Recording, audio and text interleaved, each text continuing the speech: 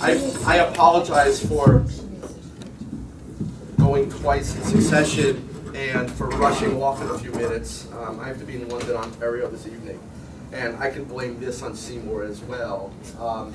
My partner and I recently published a book that's dedicated to Seymour, and it's been trying to bring his ideas to a new community, to a new second generation or third or fourth generation of educators that builds upon the passion and energy and enthusiasm of the maker movement and tries to bring this learning by doing it to schools, and in some way that's made me an overnight sensation, so I'm spending a lot of time on airplanes.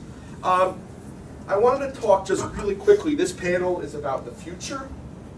So I wanted to share a couple of concerns that I had, and I'm sure my colleagues who will follow me will be able to respond to some of them. That's a photograph taken at a workshop we ran in Maine about 15 years ago, where I drove all night to get there. When I arrived, someone met me in the parking lot and said, "Oh, thank God you're here. Seymour needs you desperately." And when I got to the top of the stairs, his assistant said, "Don't help him." And it was apparently because he was supposed to be in Italy the next day giving a speech and hadn't told anyone and wasn't going to make it to Italy. And he thought that Gary always has video equipment with him, so he'll just record my speech and send it. Except we didn't have internet access, and so we used a still picture and audio under it. That was the still picture. But let's just hit this slide.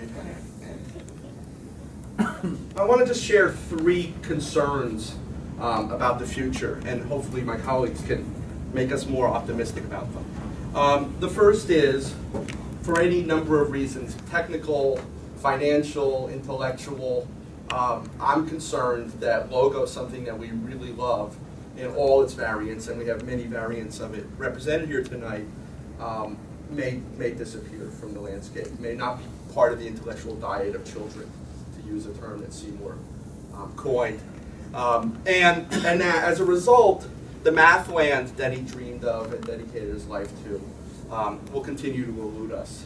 That we'll continue to use computers for storytelling and for communication and for looking things up, but not to fall in love with powerful ideas in mathematics and science and engineering. And the last statement I alluded to in my previous comments, I take really seriously, and there may be some disagreement with some of my colleagues in academia. But among K-12 educators, folks don't really know about Seymour Papert. And if you get survey texts sent to you at your university office about computers in education, he often doesn't get a mention. And this is troublesome. And I found myself in many conversations with a new generation of computer and education enthusiasts, finding myself saying, Seymour said that 30 years ago, Seymour said that 40 years ago, Seymour said that 12 years ago. And as a result, hit the slide, I kept buying copies of Mindstorms and The Children's Machine and giving it to these folks. And I could lead them to the books, but I couldn't make them read. So a few years ago, I created a website called The Daily Papert, which has fallen into a little bit of a hiatus, but I promise tonight publicly that it'll start up again in the new year, where every day there's a quote or a piece of video or a piece of audio that we've collected to inspire a new generation of educators. And if you have any documents that I haven't seen, I'd love to digitize them, share them, transcribe them, etc.